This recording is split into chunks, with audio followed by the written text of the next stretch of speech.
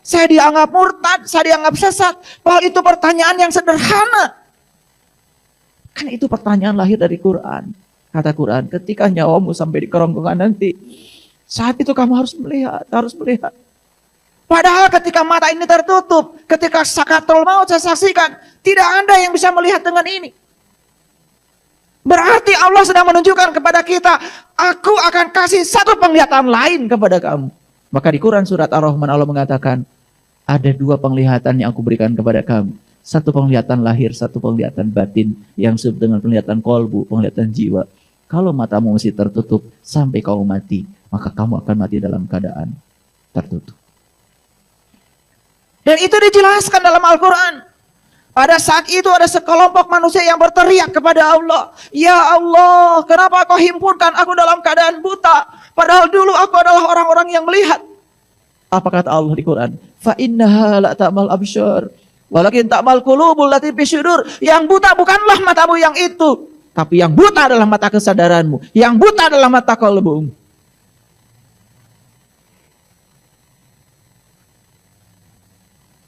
Apa yang kepo? Yang dikepoin oleh kita selama ini?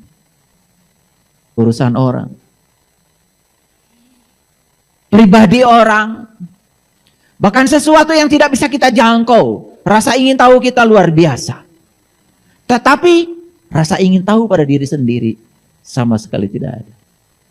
Pernah nggak bertanya, betulkah sholat yang saya lakukan seperti ini? Kenapa sholat yang saya lakukan tidak mengantarkan saya tercegah dari perbuatan keji dan munkar?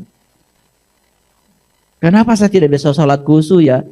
Katanya sholat itu hiburan, kata Nabi. Katanya sholat itu hiburanku, kata Nabi dalam hadis.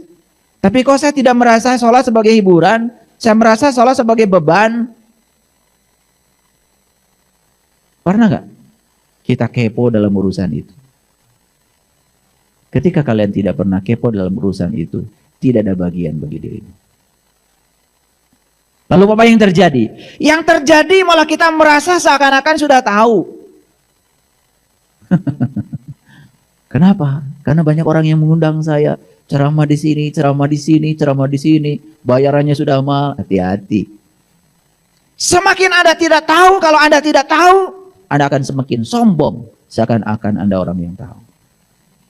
Itu orang yang tidak bisa ditolong. Orang yang bisa ditolong itu orang yang kepo, yang mempertanyakan segalanya.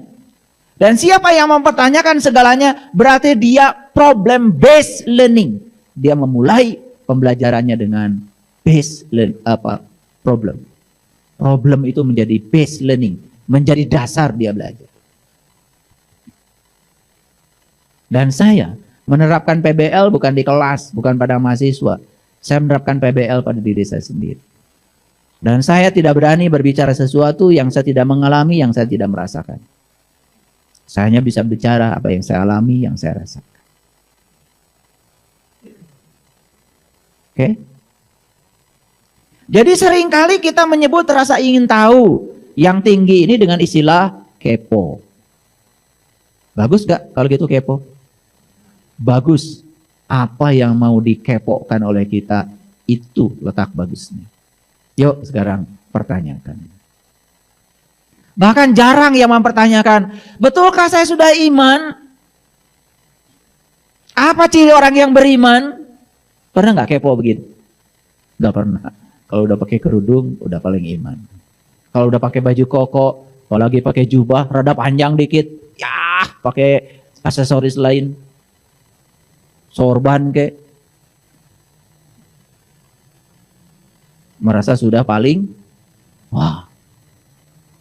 Coba dikepokan dulu. Di Quran dikatakan, qad aflahal mu'minun alladzina hum fi salatihim khashi'un. Jadi orang beriman itu salatnya khusyuk. Tanya lagi, apa sih salat khusyuk? Allah jawab di Quran, wasta'inu bis-sabri was-shalah wa innaha lakabiratun illa 'alal khashi'in. Alladzina yadunnuna annahum mulaqu rabbihim wa annahum ilaihi rajiun.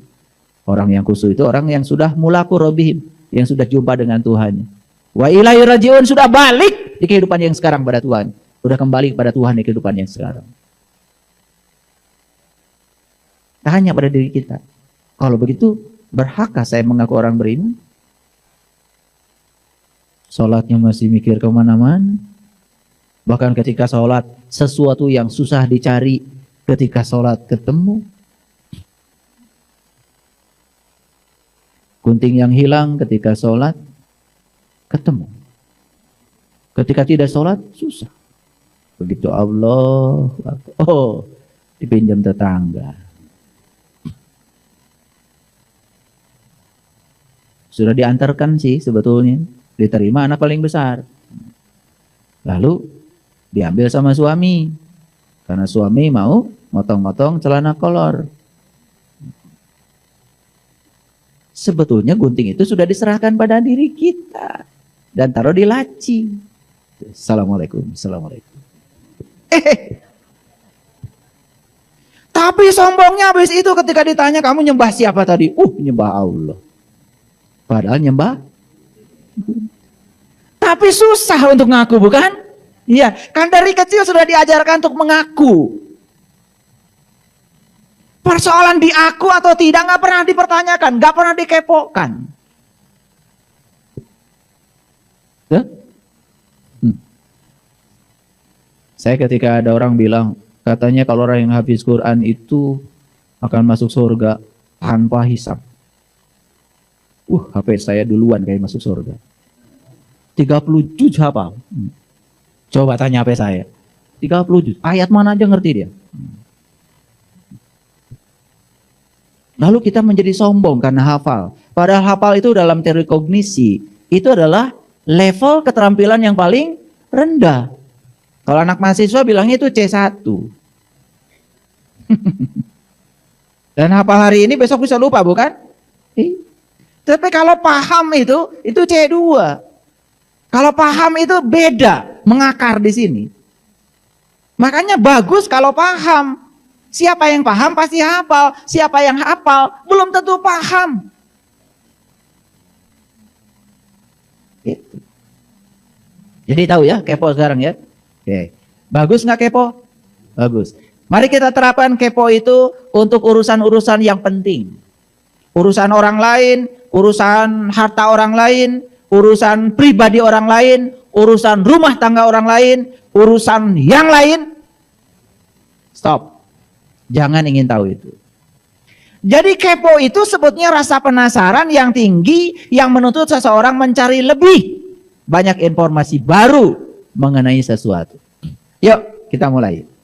Kalau kita mempertanyakan, apakah saya sudah beriman? Akan mencari informasi baru nggak? Akan mencari referensi baru nggak? Saya jamin. Terus kalian pertanyakan, akan sampai pada titik. Oh ternyata Nabi Musa itu imannya itu bukan ngaku seperti saya. Ternyata Nabi Musa itu imannya itu ketika Allah sudah bertajalli di kesadarannya.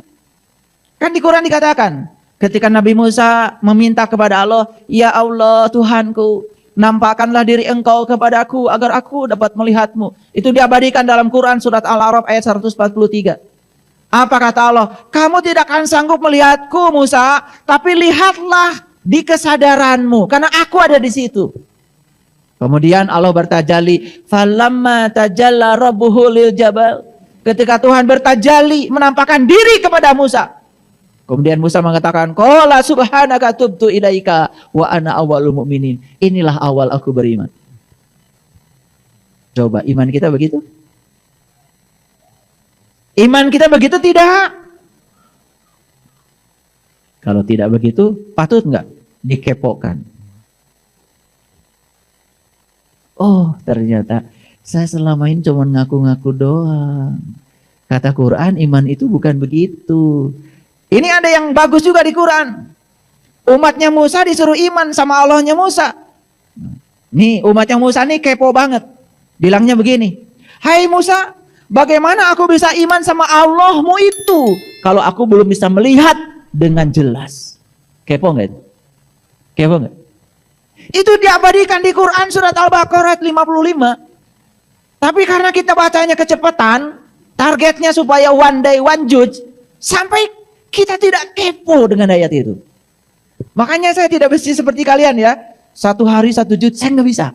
Saya kadang-kadang 1 hari 1 huruf. Ya iya.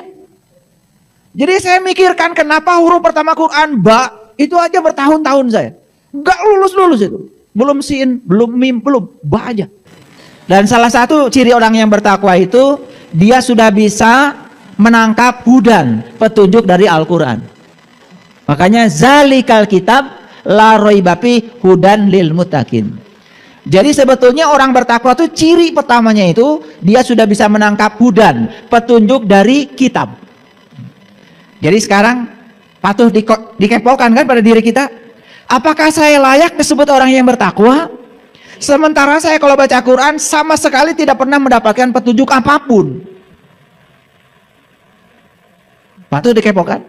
Oke, 1. Katanya kata Quran, orang yang bertakwa itu alladzina yu'minuna bil ghaib. Orang yang bisa mengimani yang gaib. Sedangkan Allah bilang di dalam Quran, wal awalu wal akhiru wad dhahiru wal batin. Allah mengatakan, memang aku ini batin, tapi aku juga lahir. Memang aku ini gaib, tapi aku juga nyata. Bingung apa tidak? Itu Allah sedang ngasih tahu sama kita. Sepanjang kamu memandang Allah gaib, kamu hanya melihat Allah kegaiban. Tapi kalau kamu sudah memandang Allah nyata, kamu akan melihat Allah nyata, senyata-nyatanya. Jadi kapan yang gaib akan kita bisa imani? Kalau sudah nyata. Dan seterusnya. Nah, baru masuk ayat yang ke-6, di situ baru cerita tentang ciri-ciri orang yang tertutup mata kolbunya. Dan ciri orang yang tertutup mata kolbunya itu dikatakan di dalam Al-Quran. Yang pertama, innal ladzina kafaru sawaun alaihim a'andartahum am lam tumdirhum la yu'minun. Orang yang tertutup mata kolbunya, dikasih ceramah, tidak dikasih ceramah, dia tidak akan beriman. Karena ternyata ayat itu mengatakan ceramah tidak akan pernah membuat seseorang menjadi beriman. Coba kalian berdiri depan pintu. Pintu terkunci. Berdiri aja depan pintu. Wahai pintu. Sebentar lagi saya akan memasuki rumah. Terbukalah. Bisa buka nggak pintu? Nggak bisa. Cara buka pintu itu harus pakai kunci. Kuncinya pun harus tahu cara memasukkannya. Masukkan anak kunci, prak, buka, baru bisa masuk. Jadi artinya supaya kita bisa mengawali iman tidak cukup dengar ceramah, harus praktek. Karena Nabi Musa mengawali iman juga praktek, tidak mendengarkan ceramah. Itu yang pertama. Yang kedua, innal ladzina kafaru sawa'un 'alaihim a'andartahum am lam tundirhum la yu'minun. Khatamallahu ala qulubihim wa ala sam'ihim wa ala absharihim ghishawatu wa lahum adabun adim. Jadi orang yang tertutup mata kolbunya itu, ya, dia punya kolbu tapi tidak bisa memahami. Dia punya kolbu tapi tidak bisa mendengar. Dia punya kolbu tapi tidak bisa melihat. Dia punya itu tapi tidak berfungsi sama sekali. Kepokan pada diri kita. Kolbu saya sudah begitu belum ya? Lanjut. Wa minan nasi may yaqulu amana billahi wa bil yaumil akhir wa ma hum bimumin. Ciri orang yang tertutup mata kolbunya itu suka ngaku-ngaku. Ngaku-ngaku jadi orang beriman. Gitu. Coba dikepokan. Jangan-jangan saya cuman ngaku. Apakah saya diaku? Coba, pernah nggak kepo gitu? Terus tuh ngajinya, ya, yukhadi'unallaha walladzina amanu wa ma yakhda'una illa anfusahum wa ma yashurun. Mereka ini suka menipu Allah dan orang beriman, padahal mereka ini setiap hari menipu dirinya sendiri, cuman mereka nggak sadar. Coba kepokan, jangan-jangan saya. Terus nih lanjut, nanti akan ketemu ayat yang ke-13. Tidak saya tuntaskan supaya kalian semuanya kepo. Jadi pulang dari sini dikepokan ya. Oke. Nah, ayat yang ke-13 luar biasa. Wa iza qila lahum aminu kama amanan nasu qalu anu'minu kama amanas sufaha ala innahum humus sufaha walakin la ya'lamun. Apabila dikatakan pada mereka, nah siapa mereka ini? Nah, saya kasih tahu supaya kepo. Ayat 6 sampai 17 Quran surat Al-Baqarah itu cerita tentang orang yang tertutup mata kolbunya tapi ngaku-ngaku beriman.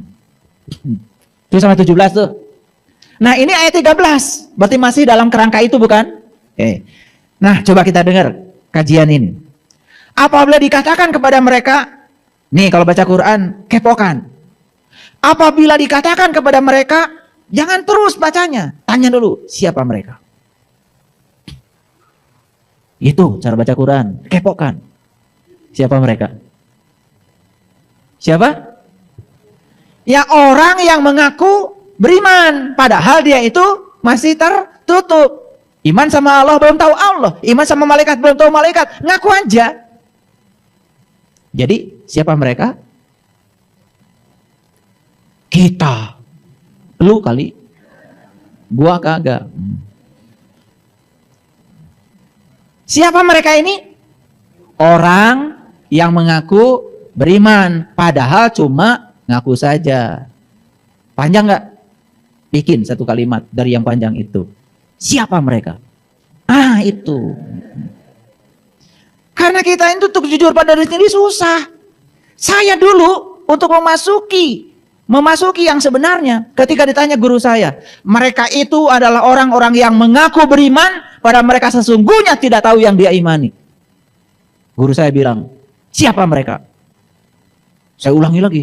Yaitu orang-orang, wah kepanjangan kata guru saya. Satu kata, gak ada lagi pilihan. Saya langsung jempol, bagus. Berarti kamu sudah mulai jujur pada diri sendiri.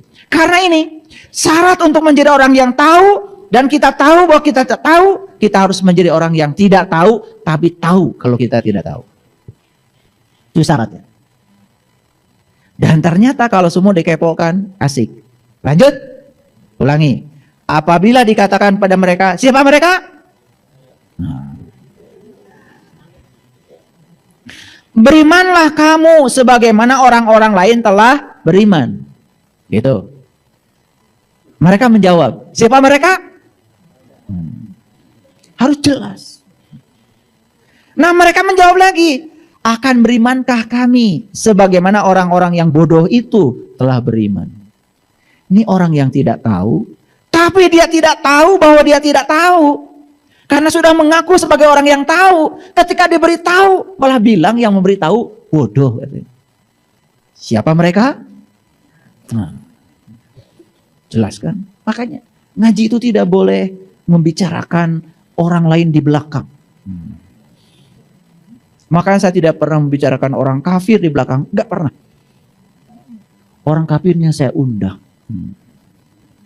Saya tidak pernah membicarakan Fir'aun di belakang. Fir'aunnya saya undang. Saya tidak pernah membicarakan setan di belakang. Nanti tambah mulia dia. Saya jadi terhina karena saya gibah. Menggibah setan. Makanya sebelum saya bicara setan, setannya saya undang dulu. Gitu. Saya terhindar dari gibah. Karena apa? Saya tidak pernah membicarakan di belakang. Selalu di depannya. Paham ya? Kepo ya? Lanjut. Ini agak saintifik ya hari ini kajiannya. Akankah berimankah kami sebagaimana orang-orang yang bodoh itu telah beriman? Tapi Allah bilang, "Ala innahum humus sufaha walakin la ya'lamun." Ingatlah, sesungguhnya merekalah orang-orang yang bodoh, tapi mereka tidak tahu. Pertanyaan dari saya, mengapa mereka tidak tahu? Jawab. Jawab. Jawab. Karena mereka tidak pernah menghidupkan rasa ingin tahunya. Ini harus balik lagi ke kajian tadi yang awal, yang judulnya tadi.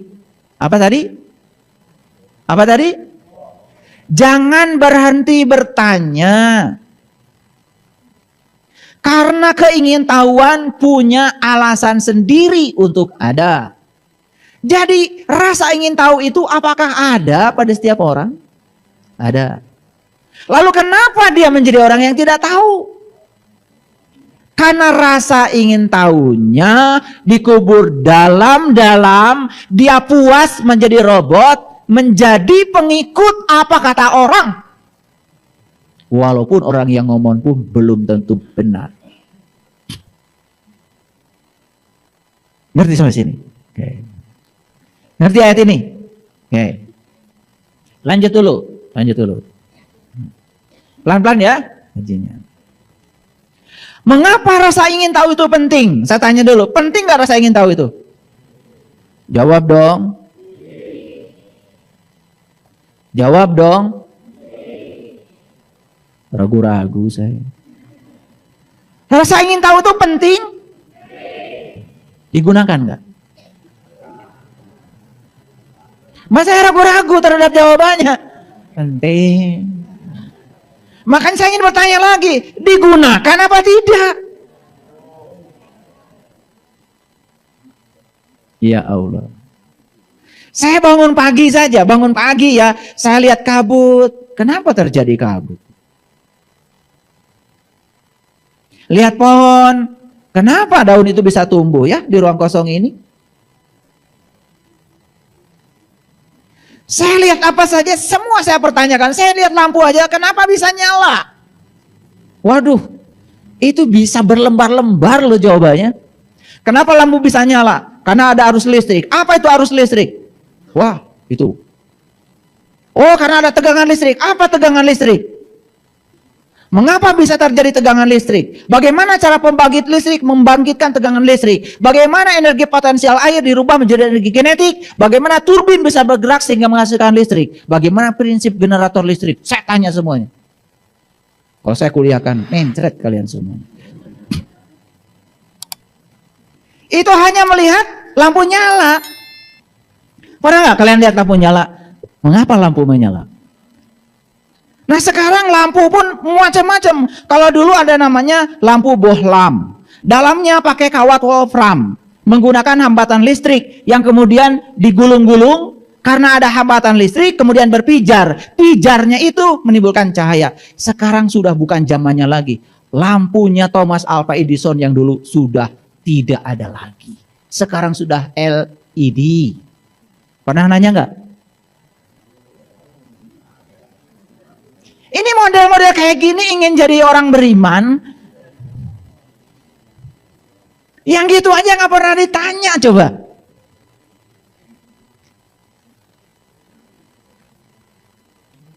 Sekarang lampu itu nggak ada bu. Sekarang adanya lampu LED. Pernah nanya Gi, apa LED?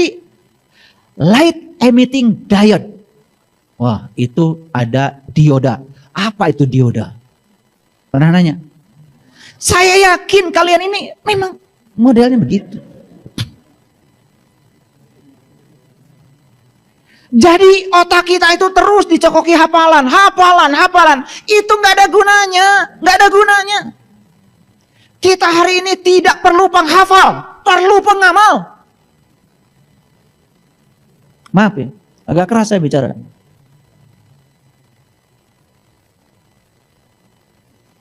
Karena kita ini tidak pernah mempertanyakan semuanya. Coba lihat sesuatu. Pagi-pagi lihat matahari. Ada pertanyaan? Kalian nih gak layak hidup. Nanti ada kata-katanya. Nanti ada. Bukan dari saya. Begitu lihat matahari. Coba. Pasti banyak pertanyaan. Kenapa dia bisa bersinar ya? Kenapa bumi tidak bersinar? Tersusun oleh partikel-partikel apa yang membuat dia bersinar? Reaksi kimia apa yang menyebabkan dia bersinar? Berapa suhu di matahari? Berapa jarak matahari ke bumi? Dan kenapa nyampe di bumi masih hangat? Pernah nanya? Ya Allah. Dan kenapa sinar matahari itu ketika diserap oleh pohon menimbulkan warna-warni? Ada bunga merah, bunga putih, bunga ungu, bunga biru. Dari mana warna-warna itu? Pernah nanya? Saya tuh nggak ngerti kalian tuh hidup apa tidak. Kalau hidup, oh ternyata sinar matahari itu adalah cahaya. Cahaya itu adalah foton. Foton itu energinya terkuantisasi. Satu kuanta energi sama dengan konstanta Planck dikalikan frekuensi. Frekuensi ada panjang gelombang. Wah. Begitu cahaya matahari dimasukkan ke prisma, terurai menjadi merah, jingga, kuning, jadilah pelangi. Pernah nanya ketika lihat pelangi, kenapa bisa warna-warni begitu? Saya kemarin bawa orang Singapura ini ke Tangkuban Perahu. Saya suruh lihat, coba lihat Tangkuban Perahu. Dan buat foto-foto dulu, lihat dulu. Gampang foto-foto. Itu kenapa? Di Tangkuban Perahu itu ada itu, ada lubang kecil. Terus menyemburkan itu. Terus keluar uap, keluar asap. Itu. Saya tanya gitu. Kaget ditanya oleh saya begitu. Karena tidak pernah katanya rekreasi ditanya sesulit itu. Rekreasi biasanya langsung makan, bukan? Setelah makan, kemudian ngantuk. Baru naik mobil lagi, foto-foto pulang. Itu Anda tidak rekreasi, tidak recreation. Rekreasi itu recreation, mencipta ulang. Kalian datang 1000 kali ke Tangkuban Perahu, cuma lihat gitu kawah, foto-foto. Lebih bagus jangan. Kasih duitnya sama saya. Kita bikin peradaban yang benar, supaya duit kita tetap sasar. Lalu saya jelaskan, gini saya bilang, bumi ini dulu ketika ledakan alam semesta terjadi, bumi ini berpijar. Bumi ini berpijar, panas. Suhu bumi saat itu lebih dari 1 juta derajat Celcius. Dan kenapa sekarang, ya, bagian permukaan bumi udah bisa diinjak oleh kita? Karena bumi melepaskan kalor, sehingga bumi membeku bagian permukaannya. Tapi bagian yang di dalam bumi, energinya masih tersimpan sampai sekarang. Jadi sebetulnya melihat letusan Gunung Merapi itu sedang melihat asal muasal bumi. Dulunya begitu. Dan sekarang bumi menjadi sangat akrab dengan kita karena sudah membeku. Batu-batuan yang di bumi itu yang dipakai rumah dulu itu cair loh. Hari ini bisa membeku karena melepaskan kalor. Ngerti apa tidak? Gak ngerti katanya. Ya sudah. Saya udah ngomong panjang-panjang, gak ngerti-ngerti. Itu karena kita tidak pernah bertanya. Sama seperti kalian dikasih tahu, oh nanti akan terjadi hari kiamat. Tanya, apa kiamat? Apa kata dasar kiamat? Kiam itu bukannya bangkit. Kok kiamat jadi hancurnya alam semesta? Kalau alam semesta hancur, saya tanya, yang mana? Karena alam semesta ini luas. Yang kayak bumi aja yang kayak gini ada 250 miliar buah dalam galaksi Bima Sakti. Di galaksi Bima Sakti aja yang kayak bumi ini ada 250 miliar buah. Pertanyaan, kalau kiamat itu hancurnya alam semesta, nu mana? Sok saya mah yang nanya. Tapi karena ini sudah mengakar di kini, ya, yang kiamat itu hancurnya alam semesta dan kemudian nanti, ya.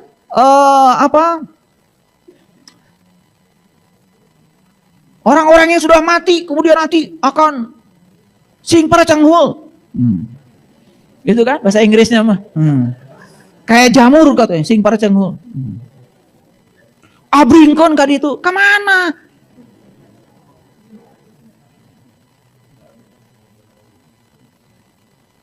Kan itu patut dipertanyakan. Saya bukan tidak percaya itu. Coba pertanyakan dengan jujur. Begitu tanya Quran. Apa begitu Quran cerita kiamat? Karena kita tidak pernah bertanya, lalu ya kebohongan yang diulang-ulang terus menerus. Lama-kelamaan juga dianggap kebenaran. Oh nanti ada alam hisab. Ya, ada timbangan. Ada timbangan amal baik, timbangan amal buruk. Yang buruk timbang amalnya langsung ceburkan ke dalam neraka. Suntrungkeun. Kan ada pertanyaan, masa begitu Allah pada hambanya yang dicintainya? Masa iya Allah menciptakan sebuah tempat untuk menyiksa hambanya. Di mana Rahman dan Rahimnya Allah? Jadi Allah yang Ar-Rahman Ar-Rahim itu di mana? Masa begitu? Kan timbul pertanyaan, kalau gitu apa sih neraka itu? Apa sih surga itu? Kan terus dipertanyakan. Asik nggak kalau belajar begitu? Asik apa tidak? Bohong. Asik. Kenyataannya enggak. Makanya saya tanya tadi, rasa ingin tahu penting? Apa penting? Karena pertanyaannya penting, langsung pasti. Saya udah tahu jawaban kalian. Penting. Begitu tanya, apa pentingnya? Lihat saya semuanya.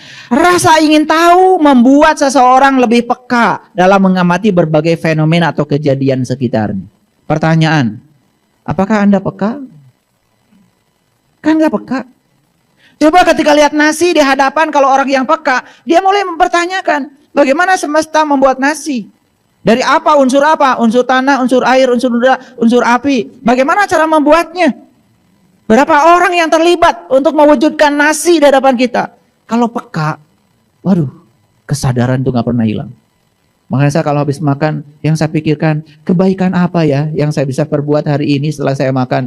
Karena apa? Saya makan padi, makan nasi, bukan hasil tanaman saya. Jelas yang menanam orang lain. Berarti saya punya utang budi. Saya sampai sekarang tidak tahu nasi yang saya makan siapa yang nanamnya. Karena saya tidak tahu, maka saya bertekad memberikan kebaikan itu pada siapa saja. Karena saya tidak tahu. Sadar nggak kalian kalau makan begitu? Wajah-wajah nggak jelas. Rasa ingin tahu akan mendorong seseorang belajar lebih banyak. Saya tanya lagi, apakah kalian belajar lebih banyak? Maaf ya, di sini ada mahasiswa. Mahasiswa saja belajar itu karena apa? Karena pengen nilai, pengen lulus, pengen gelar. Saya tidak begitu yakin mahasiswa belajar karena rasa ingin tahunya besar. Maaf ya. Buktinya apa? Kalau rasa ingin tahunya besar, kan gak usah disuruh dosen baca buku ini itu. Beli aja sendiri. Yang disuruh dosen beli aja, gak beli bukunya. Yang sama dosen dikatakan buku wajibnya ini, itu saja gak dibaca. Jadi sebetulnya saya ragu. Mahasiswa saja di perguruan tinggi yang sedang belajar, rasa ingin tahunya lemah seperti itu, gimana masyarakat kita? Maka itulah kenapa Indonesia ini selalu disindir oleh dunia, katanya literasinya bangsa Indonesia ini lemah. Literasi itu sebenarnya berhubungan dengan rasa ingin tahu. Ayo saya tanya sekarang, berapa uang yang kalian investasikan untuk membeli buku? Ayo, jujur. Dari penghasilan yang kalian dapat itu ada nggak bagian dari penghasilan itu untuk meningkatkan kualitas diri? Beli buku, ada? Jangan buku sains, kejauhan. Buku agama aja, ada? Mulai jembling. Karena rasa ingin tahu penting. Saya tuh makanya ragu-ragu sama kalian itu. Kebanyakan dandan. Gak jelas. Quran aja sampai bulukan cara dibaca. Paling pergi ke toko buku, cari buku agama, pasti yang kalian cari itu kumpulan doa-doa mustajab. Supaya bisa ngatur Allah, supaya Allah ngikutin kahayang maneh. Rasa ingin tahu itu akan membuka dunia baru yang menantang dan menarik seseorang untuk mempelajarinya lebih dalam. Ini saya kasih tahu. Saya belajar fisika itu bukan karena pengen nilai, bukan karena saya kuliah pengen gelar, nggak penting, gelar nggak dipakai. Saya karena ingin tahu, saya ingin mengenal Tuhan. Karena Tuhan bilang, aku menciptakan alam semesta agar aku dikenal. Maka saya beli buku nggak pakai batas. Tidak usah disuruh dosen. Saya beli buku ini, dan saya baca karena saya ingin tahu. Dan saya meluangkan banyak waktu untuk membaca. Allah, kalau Quran Entah berapa ribu kali saya baca, bolak-balik. Sampai petanya itu terbaca.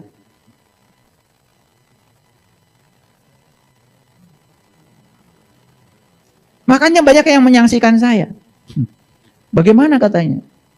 Latar belakang ilmunya fisika, tetapi ngomong Quran. Karena orang fisika juga pengen selamat.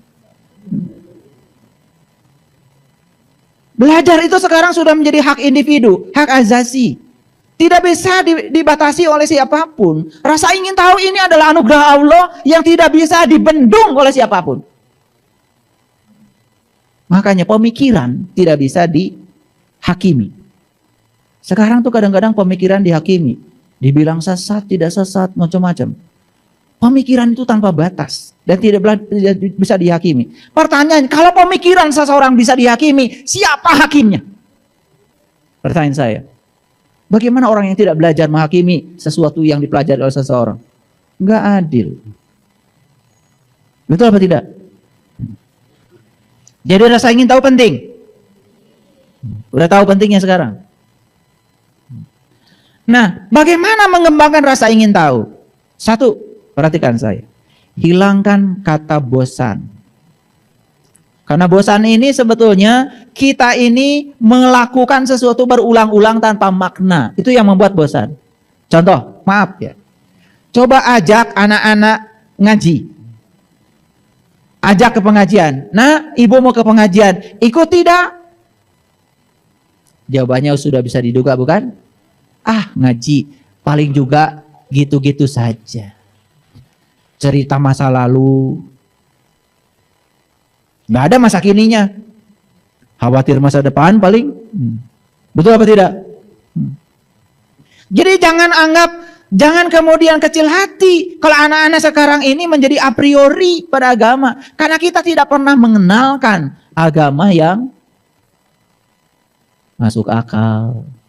Bisa dimengerti di pengertian mereka. Yang kita ajarkan apa? Doktrin.